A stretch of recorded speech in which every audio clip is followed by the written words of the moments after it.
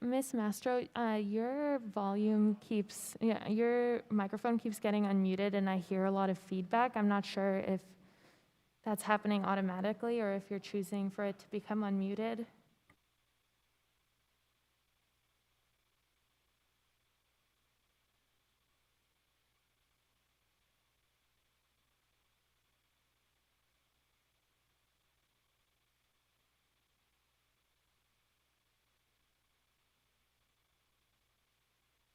Can you hear me okay?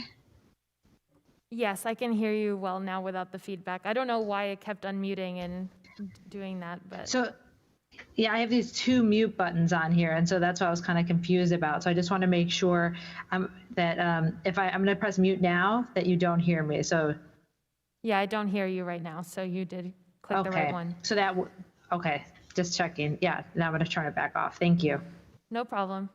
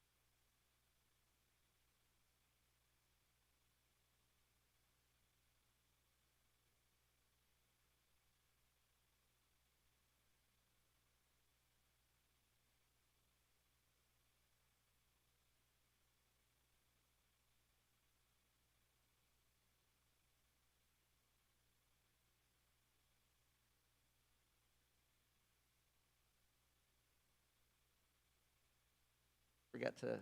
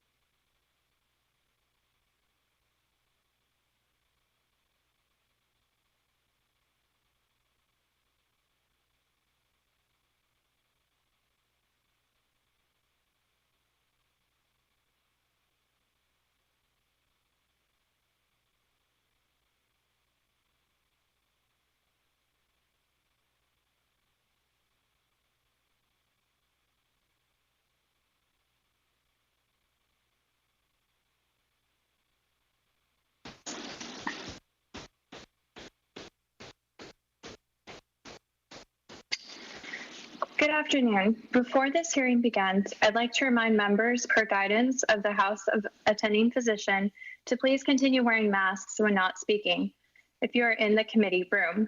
This is not only for your safety, but for the safety of others. Now I'd like to pass along some notes about the system we are using today. This hearing is being recorded and streamed to our committee website. Each participant has a control bar at the bottom of their screen that includes a mute button and a video on and off button. If you're joining this rehearsal remotely, please ensure your personal view is switched to active speaker view. This view control buttons in the upper right of your screen control your personal view and can be switched between active speaker with thumbnails, and grid view.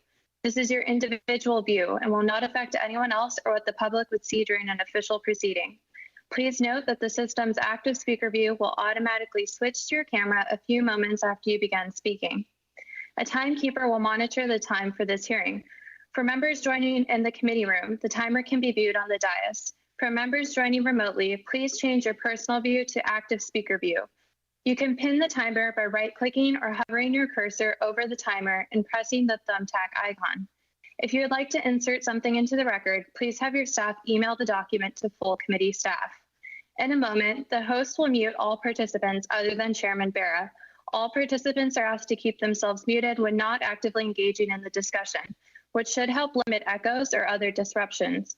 In instances in which members yell back or otherwise conclude their turn speaking, but do not remember to remute themselves, the host will do so to limit inadvertent background audio. Members and witnesses are responsible for unmuting themselves anytime they wish to be heard. It may take a few seconds for your microphone to unmute, so please keep that in mind when speaking. With that, we are ready to begin. Chairman Barra, if you could please count down from 5 so that the system displays your video. Please pause for 5 additional seconds while the recording begins, and then start the proceeding.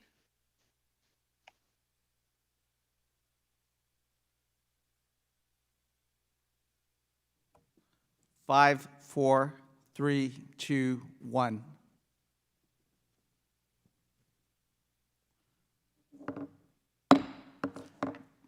The Subcommittee on Asia, the Pacific, and Non-Proliferation will come to order. Without objection, the Chair is authorized to declare a recess of the committee at any point, and all members will have 5 days to submit statements, extraneous material, and questions for the record, subject to the length and limitation in the rules. To insert something into the record, please have your staff email the previously mentioned address or contact full committee staff. As a reminder to members, please keep your video function on at all times, even when you're not recognized by the chair. Members are responsible for muting and unmuting themselves, and please remember to mute yourself after you finish speaking. Consistent with the HRES 965 and the accompanying regulations, staff will only mute members and witnesses as appropriate when they are not under recognition to eliminate background noise. I see that we have a quorum and will now recognize myself for opening remarks. Or actually, before I start my opening remarks, let me welcome back the members on the subcommittee. I know we miss being here together, but we have in the interim had a robust agenda in terms of looking at a number of issues that are pertinent to the region as well as non-proliferation. And with that, let me give myself 5 minutes for opening remarks. I want to thank the ranking member and the members of the subcommittee, our witnesses, and members of the public for joining us at today's hearing. Over the past several months, we have seen how COVID-19's race around the world has sparked remarkable upheaval and disruptions in the global economy and international stability. This subcommittee held the first hearing on the novel coronavirus in early February and subsequently had additional hearings. And we, as a doctor, continue to remain concerned about the both global pandemic and the disruptions around the global pandemic, but also the economic challenge. China is central to what's happening. We know the novel coronavirus initiated in China. We saw the disruptions in supply chains with this pandemic. We saw the lack of transparency around the coronavirus, and those are all issues that are important for us to take a look at, and we will. We also have seen China's economic coercion and predatory lending practices around the world, what's happening in Hong Kong, and multiple issues. But today we're here to focus on China's maritime ambitions. I was first elected to Congress and sworn in 2013. And through the years that I've been on this subcommittee, I've viewed China's action in the maritime domain with deep concern. We watched with alarm when China built up and militarized features in the Spratly Islands and other areas in the region. In recent months, we've seen China has continued its coercive actions and aggressive actions. Chinese fishing boats have swarmed Indonesian waters near the Natuna Islands in December, and China sank a Vietnamese fishing boat in April. We've seen the same story in the East China Sea and the Indian Ocean. In May, Chinese Coast Guard ships pursued a Japanese fishing boat in Japanese waters. I also continue to have concerns about China's influence in the Indian Ocean, like at the Hambantota port, and the implications for the United States and other countries in the region. These actions pose serious threats to regional stability. And this is not what you see out of a responsible global leader. And China has to make that decision. Does it want to be a responsible global leader, or will it be a nation that sits apart? You know, China's actions in these areas are vitally important to the world's economy. We know the large number of goods and services that move through the South China Sea and are vital as we look at economic recovery. Shared values and principles like freedom of navigation matter. But China ignored an international court ruling that declared they had violated the UN Convention of Law of the Sea in 2016, a convention, by the way, that the United States should have ratified a long time ago. Now, as we move forward, we have our friends in the region, and I talked to many of them, our Quad Coalition, our like-minded colleagues in Japan, India, Australia. You talk to the other nations in the region, Vietnam, the Philippines, et cetera, and all express concern of China's aggressive behavior in the maritime space. As we think about this and as we move forward, again, China can be an isolated nation, or it can choose to work in a collaborative, cooperative way with the rest of the world's leaders and the rest of the world's global economies. Going forward, we will be looking at a number of these issues, and it is our hope over time that China understands that it can better accomplish its goals by having a cooperative relationship. Certainly, they will be a competitor, but a cooperative relationship built on values of free market, values of freedom. Unfortunately, we have seen, in recent years, China going in the opposite direction. I look forward to the testimony of the witnesses, and I now yield to my friend from Florida, our ranking member, Representative Yoho, for any opening comments you may have. Thank you, Mr. Chairman. I appreciate it, and I look forward to our expert panel today. And I do thank you for your leadership, because I remember February 5th when we had that first hearing on coronavirus, and one approximately 2 weeks later, you were definitely on the cutting edge of that, exposing the origin of that. I look forward to hearing, as I said, from our expert witnesses. And I think what we need to do is define what China is trying to do. What are they doing? What is their ultimate goal? And then how do we counter what they're doing?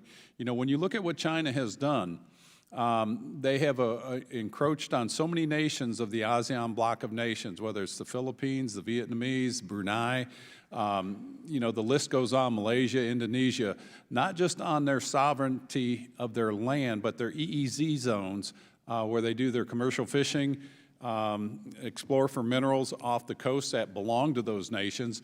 China has encroached upon those. In addition, China has ignored international laws. When the Philippines sued them over the rights of their EEZ, the Chinese lost. That court, they did not honor the ruling of that, said it does not apply to them. Yet they apply a 9-dash line that is anything but accurate. It's fallacy. It's their wish list. And for them to claim a 9-dash line that is sovereign territory of China would be as ridiculous as the United States claiming all of the moon because we put a flag on it first. And I think these things need to be brought into perspective, because again, it goes back to what is China trying to accomplish? They're building a blue water navy. They're expanding in areas that are not theirs.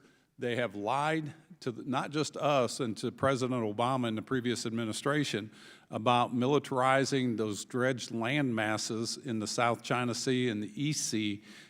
They have militarized those even though they said they weren't.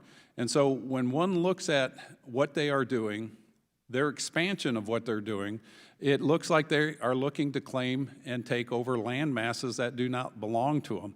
And I think these all need to be pointed out. And again, I think we need to look at what is China's ultimate goal.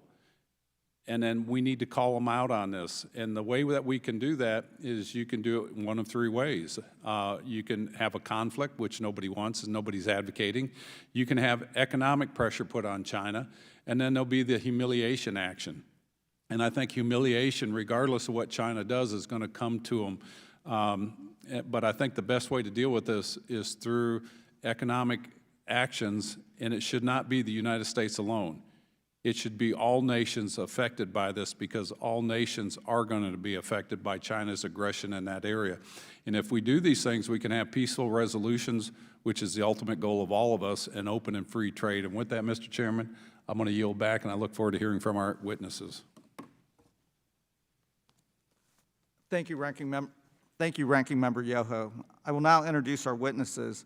Our witnesses for today's hearing are Mr. Gregory Poling, Dr. Oriana Schuyler Mastro, and Dr. Andrew Erickson. I would like to thank all of our witnesses for being here today. Mr. Gregory Poling is Senior Fellow for Southeast Asia and Director of the Asia Maritime Transparency Initiative at CSIS. Dr. Oriana Schuyler Mastro is an Assistant Professor of Security Studies at the Edmund A. Walsh School of Foreign Service at Georgetown University and a resident scholar at the American Enterprise Institute. And Dr. Andrew Erickson is a Professor of Strategy at the U.S. Naval War College's China Maritime Studies Institute. I will now recognize each witness for 5 minutes, and without objection, your prepared written statements will be made a part of the record. I will first call on Mr. Poling for his testimony. Chairman Barra, Ranking Member Yoho, and distinguished members of the subcommittee, thank you for the opportunity to appear today. U.S. policy in the South China Sea has been remarkably consistent for decades, and that is because administrations of both parties have recognized that we have the same consistent set of interests here. The first, which is not limited to the South China Sea at all, is defense of freedom of the seas, as defined by the international law of the day. Second, the U.S. has been committed to uphold its security commitments to our allies and partners in Southeast Asia without being drawn into the sovereignty disputes over the islands themselves. And the third, the U.S. has been committed to ensure American military access to this important international waterway. Time and again, U.S. policy has been drawn back to that same set of interests. But unlike the consistency of U.S. policy, Chinese interests and Chinese claims have expanded considerably over the decades. Prior to the 1990s, the South China Sea featured a dispute over islands. And then Beijing decided to declare strait baselines in internal waters around the paracels, and more worryingly, historic rights throughout the entirety of the South China Sea, claiming in some form all waters, all airspace, all seabed, in contravention of international law. Over the last decade, Beijing has become far more aggressive in pursuing that illegal claim. At the end of 2013, China embarked on an unprecedented campaign of artificial island building and militarization, which today allows China to deploy a 24/7 presence of naval, Coast Guard, and paramilitary forces throughout every inch of the 9-dash line, slowly pushing its neighbors away from their legal rights out of the waters guaranteed to them by international law. And if Beijing's current strategy continues, it will undermine or severely diminish all of those U.S. interests that have been defended by subsequent administrations dating back for the better part of a century. First, China will set a precedent that will undermine key components of freedom of the seas and international law, including the equality of all nations, big and small. Second, U.S. partners and allies in the region will rightly begin to wonder what benefit they get from supporting a forward deployed U.S. presence in the region if it cannot help defend their interests against an aggressive neighbor. And third, as a result, the United States will find its ability to operate not just in the South China Sea, but in the region more broadly, severely diminished. This crisis has been a long time coming. And in defense of previous administrations, they did not sit on their hands. They increased capacity building support for regional partners. They stepped up the presence of the U.S. Navy in the region. They strengthened deterrence. But there is no military solution to the South China Sea disputes. It is not entirely a military problem. What the Pentagon has done is to buy time and continue to buy time. Time for a coalition of international parties led, but not solely including the United States, to bring diplomatic and economic pressure to bear on China, hopefully to bend Beijing toward a compromise that would be more equitable and more acceptable to the international community. Now, to do that will take years. But as a start, I would suggest three areas that the United States needs to pursue immediately. The first is U.S. officials need to put the South China Sea back on the top of the diplomatic agenda, in the way it was in 2016 in the run-up to the Philippines Arbitration Award, which the chairman mentioned. Now, at that point, you had the majority of states in Europe, as well as a number of states in North America and Asia supporting the ruling when it came out. Almost none of those states continue to do so today, and that is because neither Washington nor Manila has been asking them to. This issue must be put front and center in the United Nations, in ASEAN meetings, in the G7, in order for Beijing to bear the kind of reputational cost that would convince it that it cannot be both a global leader and a bully in the South China Sea at the same time. Second, the United States should treat China's militias, the vanguard of its activities in the South China Sea, the same way it does similar illegal actors in North Korea or Russia. Indo-PACOM should undertake the same kind of surveillance operations to publicly name and shame illegal Chinese paramilitaries in the South China Sea that it currently does in the East China Sea and the Yellow Sea to identify North Korean sanctions violations.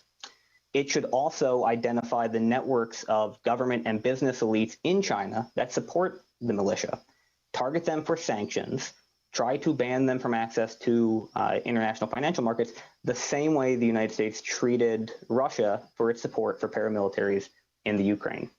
And finally, U.S. officials need to prioritize rebuilding an alliance with the Philippines that is both credible and effective. That does not mean giving the Duterte government a pass on human rights violations, but it does mean recognizing that the alliance is bigger than any one leader. The United States must have rotational forces deployed along the so-called First Island chain that rings China, and there is no place south of Japan that can happen other than the Philippines. Admiral Davidson has recognized this.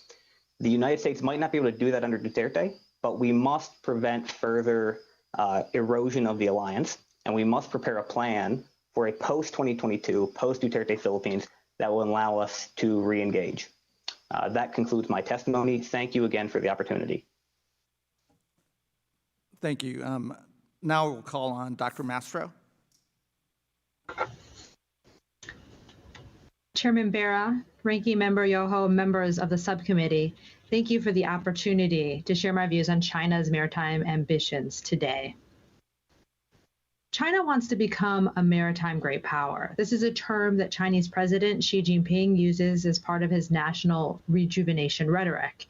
And to this end, China wants to build a blue water navy that can control its near seas, fight and win regional wars, and protect its vital sea lanes and its many political and economic interests beyond East Asia. In this testimony, I'm going to cover China's approach to the near seas, and so this is the South China Sea and East China Sea in particular, and touch upon its intentions in the Indian Ocean. China's ambitions in the near seas pose the greatest threat to the interests and security of the United States and its allies. China considers the East China Sea and the majority of the South China Sea to be a part of its territory.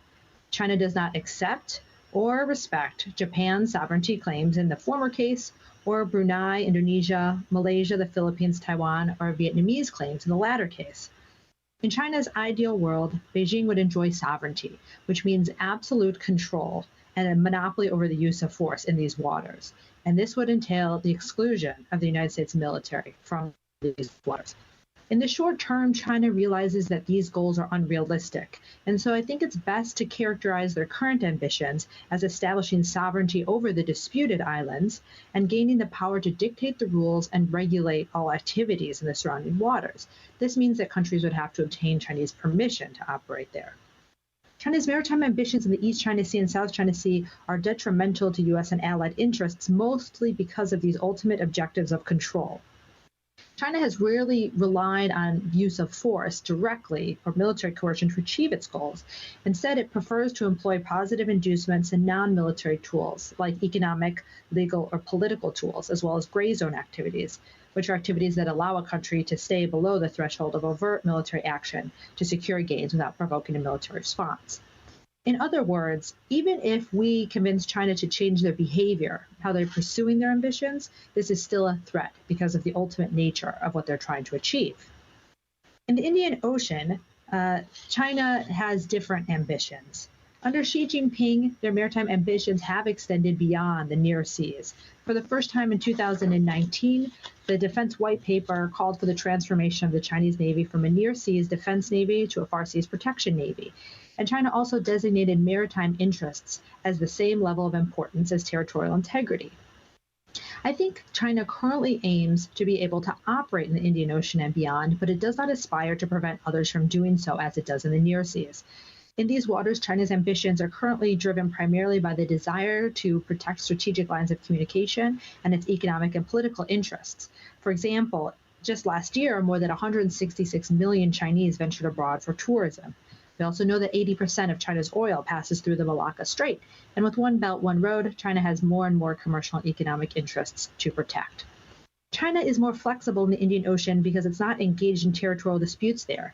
They don't have specific adversaries that they're engaged in constant campaigns against. So they are a bit more flexible than they are in the near seas. But this doesn't mean that their presence in the Indian Ocean is not without its challenges or risks. Because they are increasingly focused on far seas protection, they are outfitting their fleet with longer range air defenses, aircraft carriers, and larger ships that allow greater endurance away from home ports. This creates a latent capability that could be used in the future to coerce smaller countries. China could also use its greater access to collect intelligence on the United States that could support operations in regional contingencies like Taiwan. In the future, they might also be able to develop the ability to meaningfully hold at risk U.S. assets in these waters in the event of a wider conflict. But currently, one of the biggest issues is how they're trying to gain influence and access, because they will need ports for logistical support and resupply and maintenance throughout the Indian Ocean region. And as was already mentioned, China's attempts to gain such access are undermining stability, democratic norms, and sound economic development, as they rely a lot on bribery and debt trap diplomacy. In my testimony, I come to two main conclusions, therefore. The first is that China's ambitions in the South China Sea and East China Sea are different than they are in the Indian Ocean and beyond. For the near seas, it's mainly about sovereignty and regional hegemony. In the far seas, China is concerned with protecting the sources of the party's domestic legitimacy, like economic growth, protection of Chinese nationals, and guarding against external pressure. Two, China's ambitions in the East China Sea and South China Sea are detrimental to U.S. interests, even if its methods are mainly problematic because they are effective and difficult to counter. In contrast, in the Indian Ocean and beyond, there are aspects of China's current objectives that are legitimate and do not necessarily threaten U.S. interests, but its methods are currently undermining democratic principles and sustainable growth, and there is a risk that China could change its strategy to disrupt freedom of navigation as its capabilities evolve. While China's maritime ambitions are problematic in both the near and the far seas, U.S. policy needs to consider these differences in both the degree of threat and risk. First, we need to prioritize countering Chinese ambitions in the South China Sea and East China Sea, and this includes taking a hardline and risk-acceptant approach to countering China in the near seas. But we need to devise more of a hedging strategy in the Indian Ocean, and this could include elements of cooperation with China to address non-traditional security threats, while also preparing to respond strongly in case their ambitions there do evolve and change, and they start employing their newfound capabilities for coercive purposes. In my written testimony, I lay out more specifics about how we could pursue both policies in the near seas and the far seas. Either way, success will require bipartisan consensus and an agreement that maintaining a free and open Indo-Pacific is genuinely critical to U.S. interests. The United States has made some progress in this area, but given the extent of Chinese maritime ambitions, it's not yet enough. Thank you for the opportunity to testify today. Thank you for your testimony. And finally, Dr. Erickson. Yes, thank you, Chairman Bera, Ranking Member Yoho, members of the subcommittee. I appreciate this opportunity to share my personal analysis and recommendations. Greg and Oriana have done a great job addressing a number of important issues. My written statement contains additional specifics and recommendations. Rather than duplicating their efforts, let me underscore several larger themes and key dynamics that I think can help inform our discussion today as well as the way forward.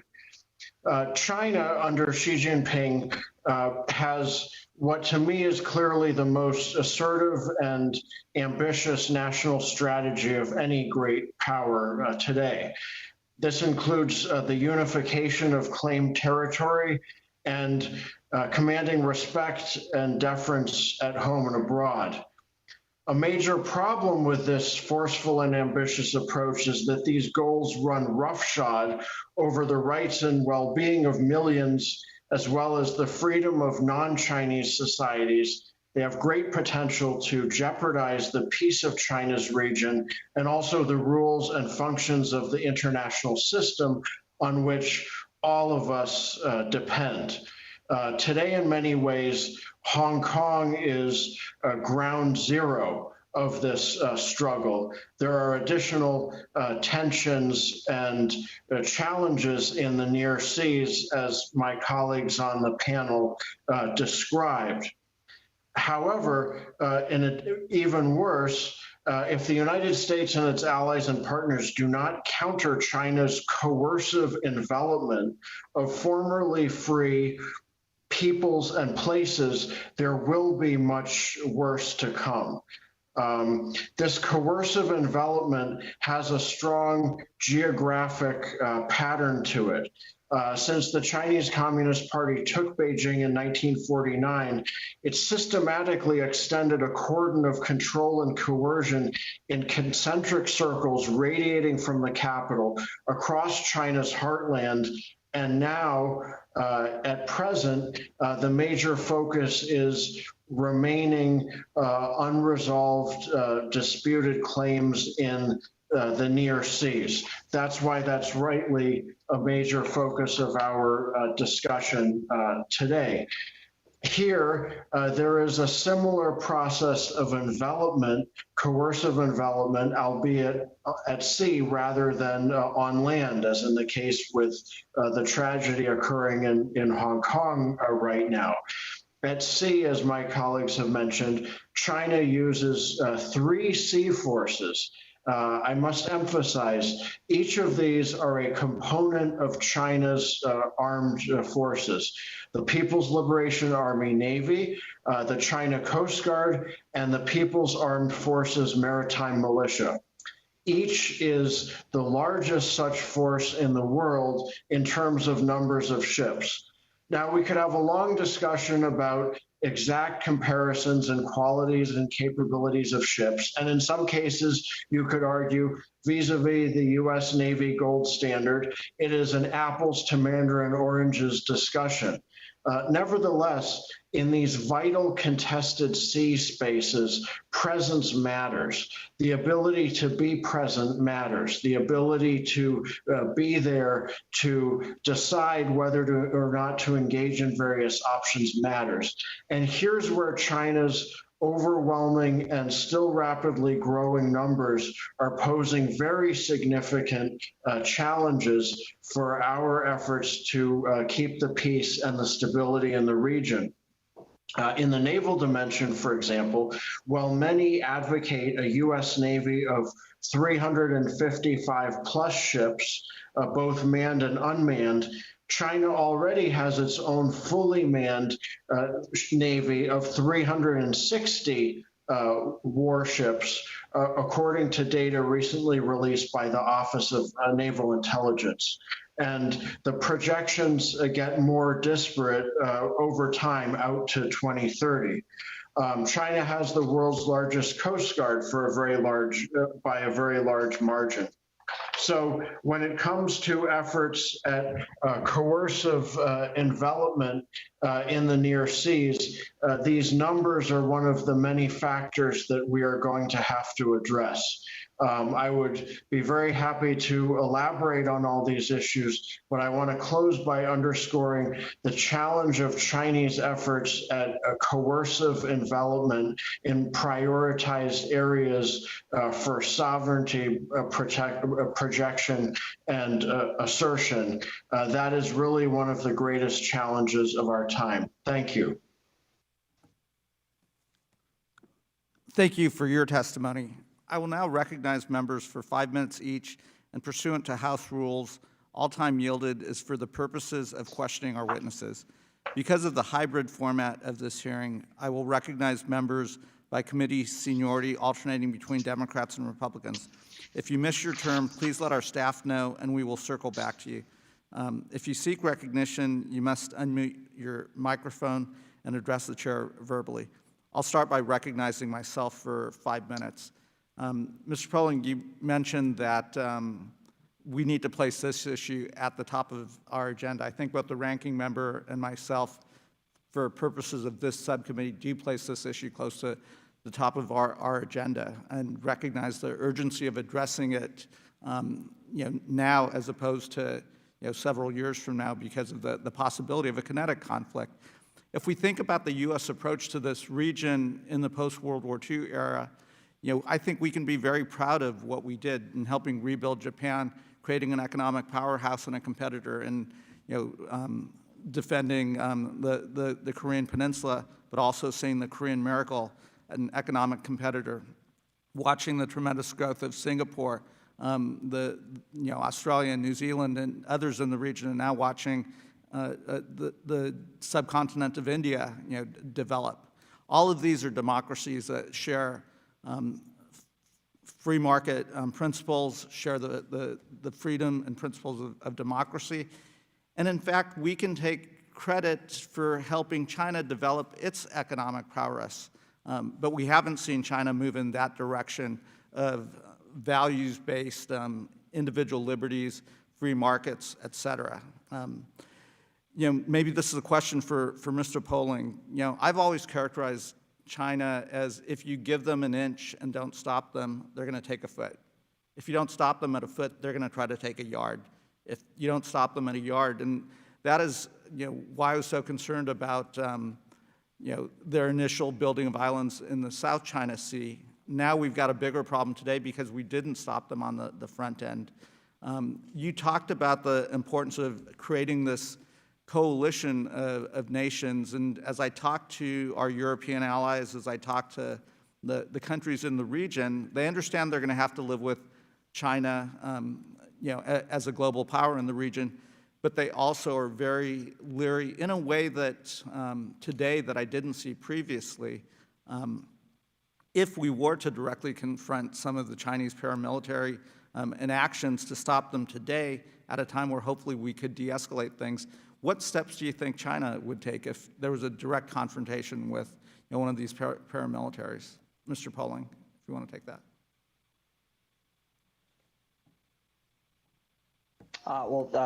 Thank you, Chairman.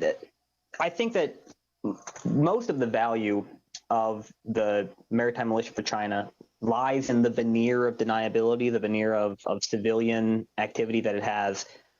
So in most cases, what Beijing wants to use the militia for is to play chicken, either with the U.S. Navy or with neighbors, and then back off if things get hot.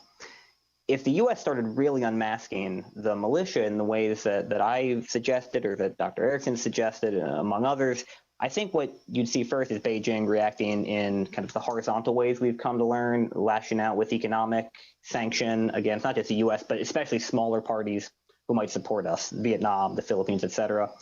You might see Beijing undertake a number of the administrative decisions in the South China Sea that I think it already has in its back pocket. things like declaring straight baselines around some of the Spratlys, or an air defense identification zone. I mean, I think there's a long list of non-kinetic, non-confrontational ways that Beijing would seek to escalate. And this will be a long-term game of whack-a-mole, right? The U.S. will have to continually respond and push back and convince Beijing that we will not, neither us nor our partners will retreat. And ultimately, if Beijing wants to be a global leader, it will have to come to the table for compromise. I entirely agree with you that if you give an inch, China will take it as weakness and seek a mile. So I agree with you that if it's just the U.S. versus China defending everyone in the region, I believe will be less effective than if we can create a multinational coalition of like-minded nations that see the same threats that China poses to freedom of navigation and maritime security in the region. And I do sense in this time of COVID that countries are a bit more willing to join a multinational coalition. With that, I assume that's the right approach. If any, in the last few seconds that I have, if any of the witnesses want to talk about the possibility of creating that coalition.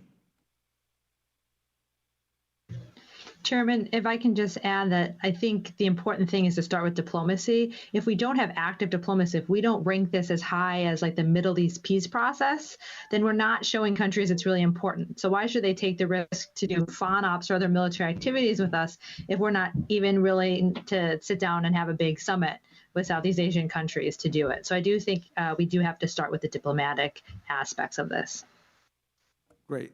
Thank you. Mr. Chairman, I would also advocate a whole of government approach that includes in securing our own supply chains more effectively, also seeking to involve willing allies and partners by helping to also enhance their supply chain security, reducing Beijing's ability to coerce them.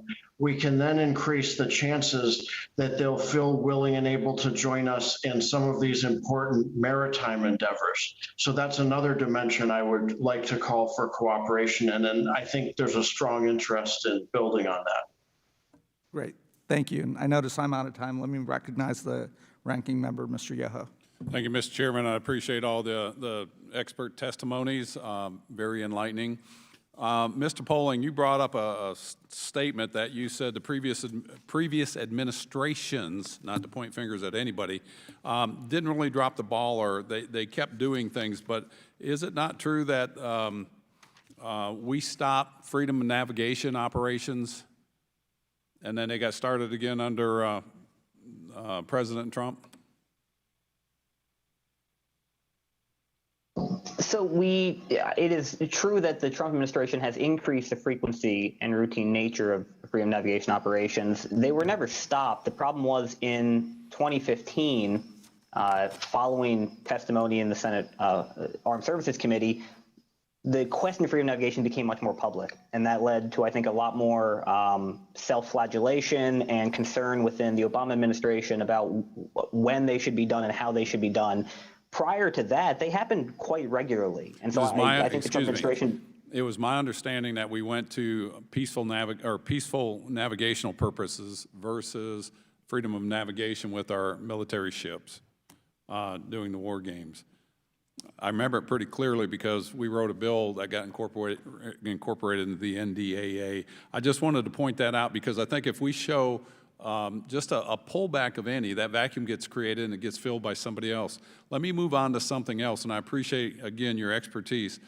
Why the expansion of the Chinese Navy? If you guys, I think it was Dr., is it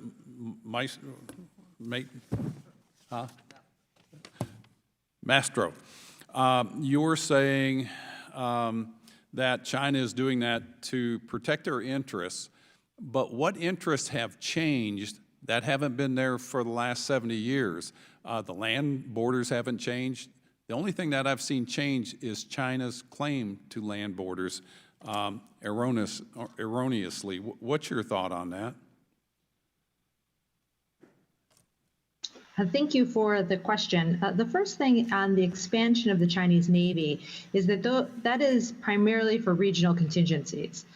we do talk about the East China Sea and the South China Sea as both being near seas, but the South China Sea is actually quite large, bigger than half the continental United States. Right. And so if you look at their ability to project power down there, they have some challenges. And so I think mainly their focus is on Taiwan contingencies first, East China Sea, South China Sea second. But they are also interested, as I've mentioned, in expanding beyond into the Indian Ocean.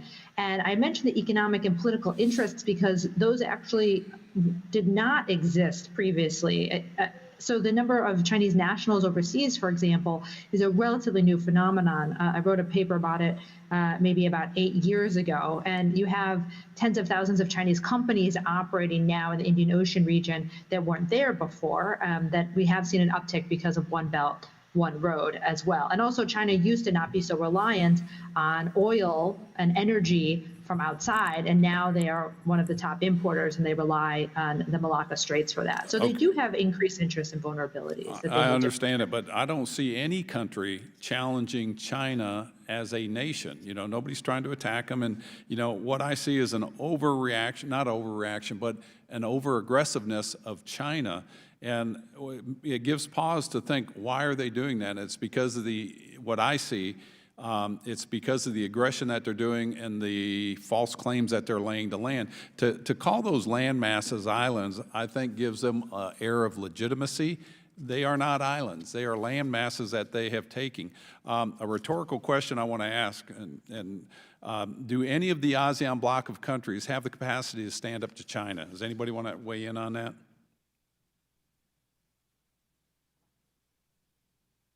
I'll hear no. I'd be happy to weigh in for this. I told you it was rhetorical, so I'll answer it. No, they don't. I have talked to the ASEAN bloc of nations to stand up as a bloc, and I understand their compact says we don't interfere with the politics of another nation. But that was 50 years ago. The conditions have changed. China is becoming very strong, very aggressive. And if we do not stand up together as a bloc, and I've said this to Prime Minister Lee, the incoming chair from Vietnam, if you do not stand up today as a bloc, is it going to be possible 3 years from now? And understand, it's not just ASEAN standing up, it would be the U.S., Canada, Great Britain, Germany, the French, Australia, Japan, South Korea, and India. If we do not stand up to China today, it will not be possible. And I think the other thing we need to do, besides standing up collectively, is they can do what they're doing in China because they have the economic resources. We need to implement the manufacturing, the ABC method, which is to manufacture anywhere but China, because we're paying them and they're creating the money that we're fighting against. And I think it's time the world wakes up, and I'm glad to see they're doing it. Mr. Chairman, I yield back. Thank you. Let me recognize the gentleman from California, Mr. Sherman. A lot of foreign policy is playing to the domestic crowd. The Chinese government has a crisis of credibility because they cannot answer the question, why are these guys running the country? They can't claim to be a democracy. The divine right of kings isn't selling very well.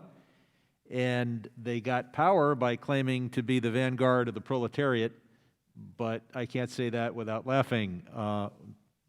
So unless they can continue to provide incredible economic growth, they're going to have to hide behind hyper-nationalism as their reason to continue in power. We in the United States have some of the same issues. The Pentagon has always had a terrible time when we fight an asymmetrical foe, from the Philippine insurrection through Vietnam and Syria. The Pentagon has covered itself in glory every time we faced a symmetrical foe, the greatest glory of all, beating the Soviet Union without having to have a major war. So there's every reason for China to try to exaggerate the importance of this and have a conflict with America, as long as it doesn't get too out of hand. There's every reason for the Pentagon to say we need to spend hundreds of billions of dollars building a naval presence that can beat China in the South China Sea.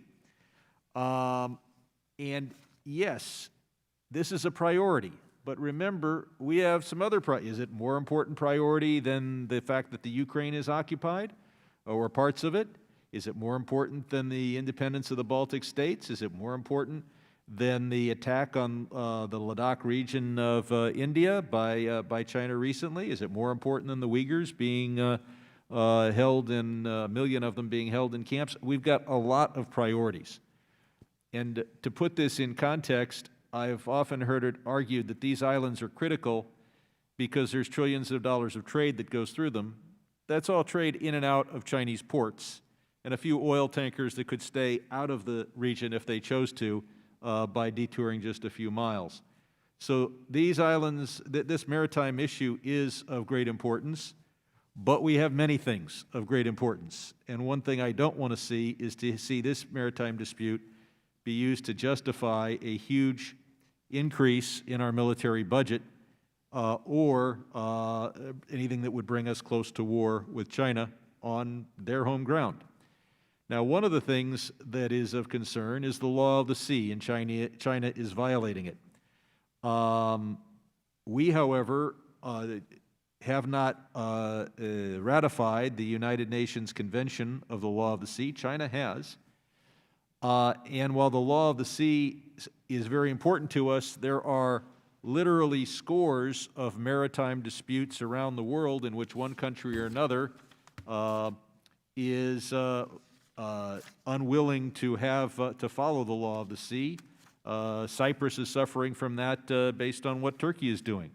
So the question I have here is, do we need a huge buildup in the American Navy if we're going to be effective, or can we limit China's avarice for the oceans off its shores through just diplomatic efforts and perhaps some economic sanctions? I don't know which of the witnesses would like to address that.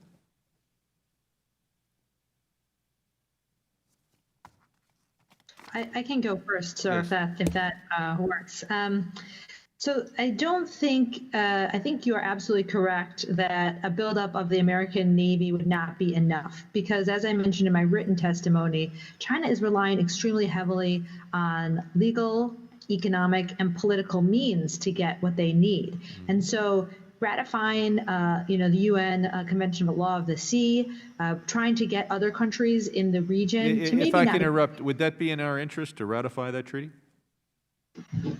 I think it would be. There are, of course, downsides, but in terms of the leverage that it gives us to convince countries in the region that we're serious about freedom of navigation and international norms and principles, I think it would go a long way. And I think we should get those countries together to agree, maybe not on the sovereignty of the islands, but on the maritime rights that those islands give whoever owns them. Because China is alone in thinking that because you have a right to this small island, you control the whole South China Sea. So the Navy, of course, is not enough, but it is a key component, because I do believe that U.S. deterrence against China has been successful in the past couple of decades, and our deterrent has been weakened. And so if we are pushed to operate farther and farther out, and we cannot operate in the South China Sea, I am afraid that then we can no longer really deter China, and we will see increased aggression there. So I do think we need to maybe not sort of just build more expensive stuff, that might be part of it, but really rethink our force posture in the region more generally. And I do want to comment on Turkey. There are a number of disputes involving Turkey, and I don't want the record to think that I think Turkey's on the wrong side of every one of those. Yield back. Thank you. Let me recognize the gentlelady from Missouri, Ms. Wagner. Thank you, Mr. Chairman, and I'm deeply concerned that domestic discontent and international distraction resulting from the coronavirus pandemic is pushing Beijing to behave erratically and aggressively abroad, particularly in the maritime domain, where China is already seeking to erode and replace U.S. influence. The United States must stand by its partners in the Indo-Pacific as we protect the rule of law and freedom of navigation. As co-founder of the ASEAN caucus, I'm greatly concerned that China is looking to ramp up militarization of the South China Sea while the rest of the world, frankly, grapples with the pandemic response. In April, China rammed and sank a Vietnamese fishing vessel and announced new administrative districts covering, as we've said, its illegal installation in the Paracel and Spratly Islands. These actions have pushed ASEAN leaders to issue a strong statement in opposition to China's claims, kind of highly unusual for the consensus-based organization. Mr. Poling, do you believe that Chinese aggression will push ASEAN countries to adopt a more assertive posture against China? Ma'am, I unfortunately think it unlikely. I think individual countries, especially Vietnam, are fed up, and some, like the Philippines and Indonesia, may be getting there. But ASEAN as an organization is ill-equipped to deal with the South China Sea. ASEAN is an important organization, but this is not an issue that you can get through consensus-based decision-making that requires Cambodia's approval on anything. So I think the statement we saw this weekend, which was a very modest strengthening of previous ASEAN statements, is about the most the organization is capable of doing. Dr. Erickson, I understand that China is building a series of military and commercial facilities known as the String of Pearls, connecting its South China Sea installations to the Strait of Hormuz. These installations seem to serve the dual purposes of boxing in India, a potential rival, and boosting China's presence near strategically important maritime choke points. How capable is the Chinese Navy of projecting power in the Indian Ocean, and what are its ambitions? Well, thank you for those important points. China is working to go further afield in projecting influence and ability to secure its interests in selected cases. And this is very much an ambitious work in progress.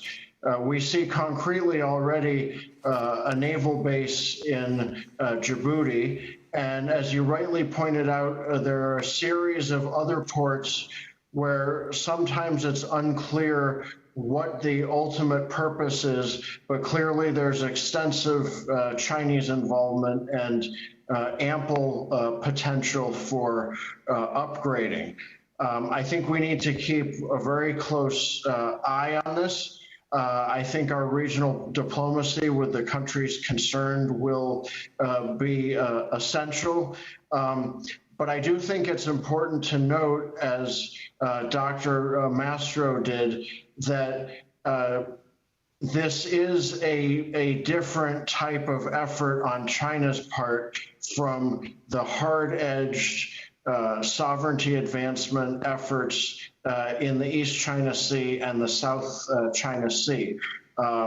So it's a different type of dynamic. It's a question of longer-term influence over a broader geographic area, and that gives us more opportunities for diplomacy and economic engagement with the host nations involved. Well, okay, I should also say this is one of many ways in which Hong Kong matters, and in which various policies we may consider towards Hong Kong will influence China's operations in the Indian Ocean region.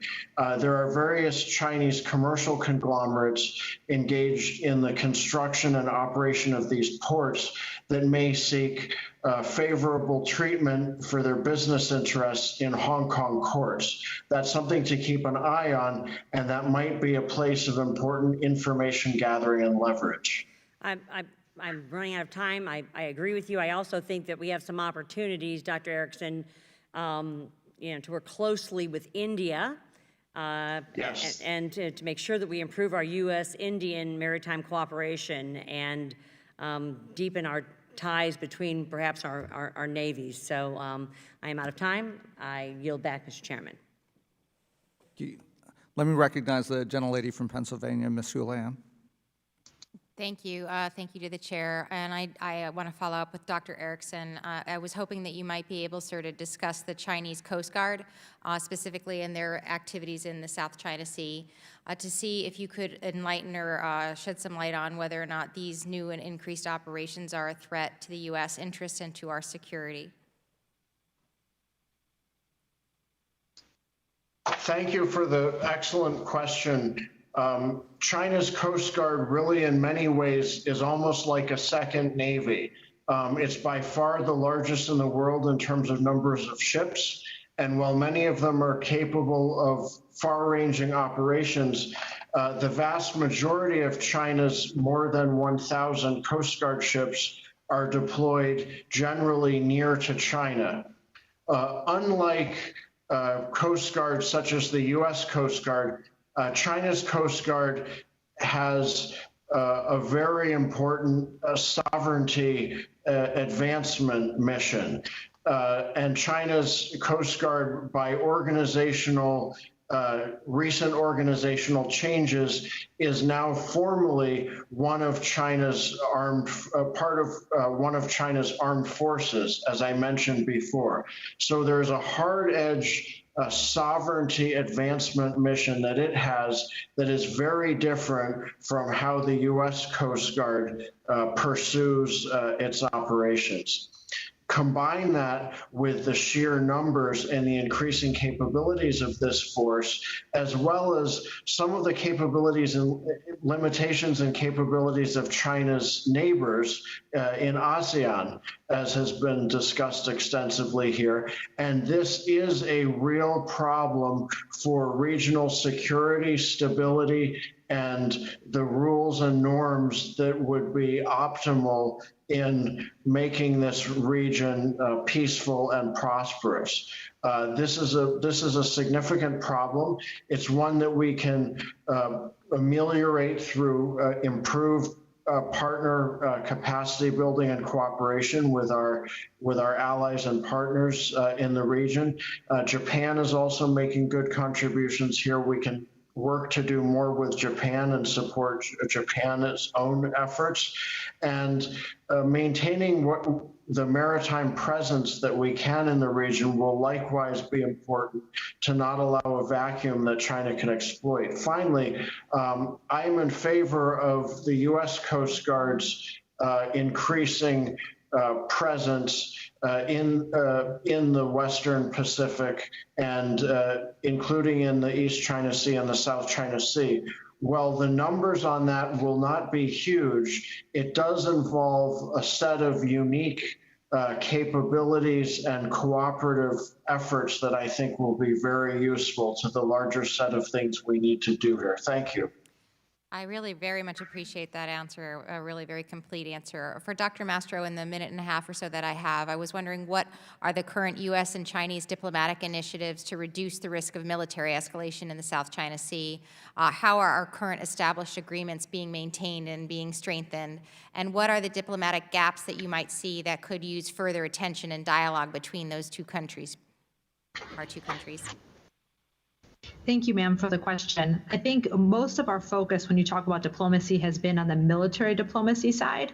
We do have a series of operational agreements, for example, CUES that talks about how our military should interact with each other if there's an incident at sea. One of the big issues is that the United States would like to have a direct line of communication with China in case there is an incident to avoid escalation. And while we have periodically had hotlines, the Chinese don't answer the phone when we call them. And I think this is for a number of reasons. Some say they want to get their act together before they talk to us.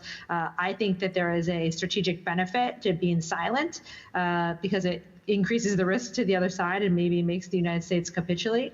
But a lot of our diplomatic initiatives are mainly about trying to deal with crisis management, which is important.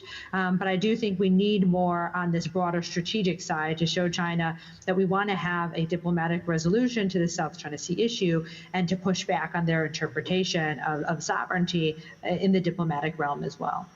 Thank you. I really appreciate your time. I'm nearly out and I yield back. Thank you. Let me recognize the gentleman from Virginia, Mr. Connolly. Thank you, Mr. Chairman. And I think this is a fascinating hearing. Thank you for holding it, and thank you to our panel. In listening to sort of the litany of Chinese assertiveness, if not aggression, one comes to the conclusion that under President Xi, we're seeing a real transformation in China's posture. Under Deng Xiaoping, it was sort of hide your strength and you don't necessarily assert yourself too boldly. Under President Xi, after all of that buildup in strength, let's assert it. It seems to me in the South China Sea, the only power that can counter Chinese influence is us. ASEAN's not a military organization, and even if you looked at its collective military might, it's anemic. It has no capacity to counter the Chinese juggernaut. India, which just suffered first major set of casualties in an armed conflict or a military conflict with China, clearly is not anywhere near capable of deterring a Chinese military threat, even today, neither on the seas nor on land. That leaves us. And meanwhile, China is, the title of this hearing is Maritime Ambitions. It's not just in the South China Sea. The fact that the Chinese built and now are operating the Hambantota port facility, which could easily become a military base because of the indebtedness of the Sri Lankan government and its inability to finance and serve the debt on that finance, has given China a strategic location through which passes, I'm told, about 30% of all the world's shipping. And it's a real nice reminder to India that now China has that strategic location. We mentioned Djibouti, another key chokehold in terms of international shipping lanes. And to make it all perfect, China has asserted on its own that it is an associate Arctic power, even though it has no land that is literal in the Arctic. And it has indicated that it wants to create bases, including in Greenland, to bolster that assertion. So it seems to me we're dealing with a very aggressive and assertive China in key maritime locations all around the world. And it also occurs to me that, frankly, what we're dealing with in the South China Sea potentially is a direct threat to us and to international shipping, because the assertion being made is this is a Chinese lake. This is our hegemon, and you need permission and consent. And if necessary, we will lay claim to other sovereign territory, the Paracel and Spratly Islands to wit. We'll even build artificial islands so we can extend our territorial waters under international law, even if it encroaches on others, such as the Philippines, Indonesia, Malaysia, Vietnam, and of course Taiwan. Mr. Poling, would that be a fair summary of what we kind of know about and conclude from Chinese intentions and behavior? I think it would. I mean, yes, China wants the South China Sea to be a Chinese lake. And as you indicated, President Xi has put this issue, among a few others, at the heart of his China dream. It underpins his claim to legitimacy. So certainly we are going to continue to see China push and push and push the envelope here because Xi has linked his political future to it. Can I just follow up on one other issue with you, Mr. Poling, that Mr. Sherman was starting to pursue with Dr. Matro. It seems to me that the United States has shot itself in the foot by not becoming a signatory to the Law of Seas. So we're not at the councils or the table of council in UNCLOS. The Chinese are. And that means they can burrow down into committee work where we're not present. And their influence gets spread. Their point of view gets advocated for and argued. Ours does not. Have we made a strategic error in retreating from institutions like UNCLOS that could very much serve U.S. interests at a time like this? Absolutely. It is the only issue on which you can get every chief of naval operations, members of the environmental lobby, U.S. shippers, all at a table, and they all agree on something. And the fact that we haven't ratified UNCLOS is an enormous strategic own goal for the United States. And I would argue on my own that the decision by the Trump administration to pull out of the Trans-Pacific Partnership, I also think was an enormous strategic blunder that created a vacuum for China. And I would be surprised if China wasn't still uncorking champagne in Beijing to celebrate that self-inflicted wound by the United States. I yield back. Thank you, Mr. Chairman. Thank you, Mr. Connolly. I'll take the chair's prerogative to ask an additional question, and I know the ranking member also has additional questions, and appreciate the witnesses for sticking around to continue to answer questions.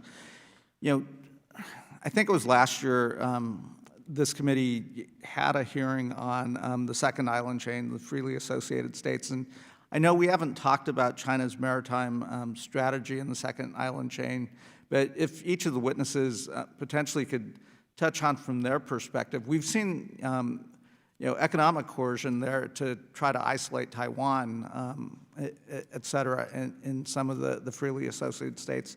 But I do have deep concern if China does start to grow their ties with the second island chains, just the mass of territory in terms of maritime territory that would be covered would be quite large. So perhaps if starting with Mr. Poling, then Dr. Mastro, if you could potentially comment on that. I'd be happy to. I think that we should be concerned about Chinese inroads, economic or political, within Micronesia in particular. This is the U.S. strategic backyard. It has been since World War II.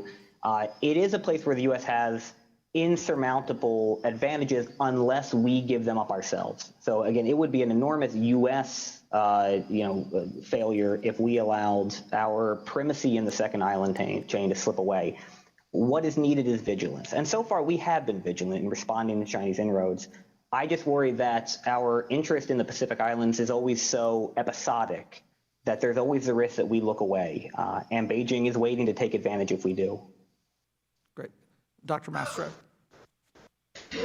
I think there are two main things to be concerned about that are somewhat separate. The first is the issue of coercion. And as I mentioned in my testimony, China is very good at keeping things below the threshold of conflict. So it's very difficult for the United States to respond. So if they do have more military capabilities, in the second island chain, I would expect them to also have these more military coercive tools that they would use in such a way that it would make it hard for the United States to respond, and so they would have more influence. The other issue is operational. If China does control the first island chain, the second island chain will become much more contested. This is just a matter of range of systems. Until there's South China Sea islands, China couldn't target U.S. bases in the Philippines and Australia very effectively. And now, because they can take off, the aircraft can take off from those islands with, air-launched cruise missiles, now all of a sudden those are at risk. So once the second island chain is contested, as their military is able to operate more freely in the first island chain, then it becomes more difficult to defend, Japan, for example. And so this is why, I'm not sure if we have convinced the committee, but I think this is why, at least I am trying to argue that this is the priority. This is the most important issue, more important than the other issues I think that Mr. Sherman mentioned, because Asia is the most dynamic and prosperous part of the world. The United States needs to maintain its position there. And even though Russia is also a threat, Russia spends $65 billion on its military, while China spends almost $200 billion. And meanwhile, our NATO allies spend almost 3 times as much as our Asian allies do. And so to a previous point made, they absolutely need the United States military to be there to defend them, or else China is just, going to run amok over everybody. Dr. Erickson. Yes, Chairman Barra, I want to further underscore the importance of your emphasis on this. It's a strategic area for the United States. One of the many unique or important aspects is the Kwajalein Atoll missile testing facility. Some things that would be hard to replicate elsewhere. And one reason we need to keep being vigilant, as Greg Polling has rightly pointed out, is because China has a sort of checkbook diplomacy and influence approach. That's one of its preferred approaches that it has advantages in pursuing. And in the Pacific Islands, there are some areas of limited sized population and economy where a targeted Chinese investment could have a significant impact. So I just want to agree with all that's been said here, and hopefully we can redouble our efforts to shore up this critical area and not let China subvert it. Thank you. Thank you. Let me recognize the ranking member, Mr. Yoho. Mr. Chairman, thank you, and I appreciate all of our witnesses. You guys have brought just a great insight. You know, as we talk about that second chain of islands, and if we look at the landmass through the Pacific Island nations, it's more landmass than I think a good portion of the world. You know, when you look at that area, it just covers such a broad area, and we cannot afford to secede that to anybody. Or lose that to anybody. And I want to go back and talk about UNCLOS again, because Mr. Sherman brought this up. And I do believe if we're at the table, we can negotiate better. But I look at, I think there's 167 or 169 countries that have signed that, China being one of them. Yet China doesn't follow the mandate of that organization. You know, if you look at the Philippines claim, China lost that lawsuit. If you look at China's claim as a near Arctic country, and they're laying claims to that, I wonder what good is it to sign it if these other nations aren't going to enforce it? You know, and I don't want to get into too much politics, but, you know, we pulled out of TPP, and Hillary Clinton as candidate said she would have pulled out of that. I look at the Paris Climate Accord that we were in, it was not signed or ratified. President Trump pulled out of it, yet the United States is the only country that's reduced their net greenhouse gases. And I think leadership comes from the actions that you do, whether you sign a deal or not. And for the countries that have signed the United Nations Law of the Sea Convention, they need to act up collectively. And I think Mr. Connolly brought up very well that nobody in the ASEAN bloc of nations has the capability of standing up. The point is, if they were to stand up as a bloc that represents 653 million people, roughly $3 trillion in trade, they would not be standing alone. It would be these other nations. And until we, as, I guess, civilized nations, challenge China, China is going to continue to do what they're doing. I think we all need to be concerned of why China is doing what they're doing. I think it's been pointed out very well in Michael Pillsbury's book, The 100-Year Marathon. Their ultimate goal is, and Xi Jinping has said this at the, I believe it was at the 19th Communist Party Congress in 2017, when he said the era of China has arrived. No longer will they be made to swallow their interests around the world. It's time for China to take the world stage. I think it's very evident of what they're doing with Hong Kong, the South China Sea, controlling both ends of the Panama Canal, and their expansion in their chain of pearls through their Belt Road Initiative. It's very clear and evident. It's time the world wakes up, and we don't want a conflict. We just want people to be accountable and play by the rules of the game. And I'd like to hear any final thoughts that you guys may have, and I want to thank the chairman for having a great meeting, and I really do appreciate it. Dr. Mastro, do you want to start? Sure. Thank you, sir, for those thoughts. I would just say that While I understand the frustration with a lot of international institutions, I do believe that our approach needs to be to try to change them from within or establish new institutions that are more effective. I agree. One of the cases I always look at is, the only reason we have a UN command on the Korean Peninsula is because the Soviets didn't show up to veto it. And so in some cases, China is able to get away with what they're doing because we actually don't have the consensus we think that we do. 27 nations agree with China's position that EEZs, you have the right to regulate military activity. So this is something that we need to be more proactive at making sure that China is diplomatically isolated. In some cases, we wish they were, but actually they're not. And so I do think that ratification would help for us to be there, not for the sake of the institution itself, but because there is political power associated with it, would be useful. But we have to not be naive about it, go in with our eyes open and say, if we're not getting what we need from this institution, maybe it's time to start a new, different one that actually helps us accomplish our goals. Thank you. Mr. Poling? I would just agree wholeheartedly with that. I mean, the U.S. Wins this competition by being a leader, and the best way to lead is to be open and honest about the faults and weaknesses of current international institutions, but not to turn our backs on them. And UNCLOS is something that we negotiated, that we should be holding China to. We shouldn't be using China's malfeasance as an excuse not to ratify. Dr. Erickson? Yes, thank you, Ranking Member Yoho, and I understand the concerns. I think we need to redouble our messaging efforts to make it clear that China often signs agreements or makes pledges, but doesn't honor them in practice. So when it comes, for example, to the UN Convention on the Law of the Sea, I personally strongly support U.S. ratification of that. I think it would have many, many benefits. But I think what the U.S. needs to state more clearly in the present context is we haven't ratified UNCLOS, but we adhere to its actual provisions much more faithfully than China, which has ratified it. It's an example of one of many very important disparities that I don't think are sufficiently recognized.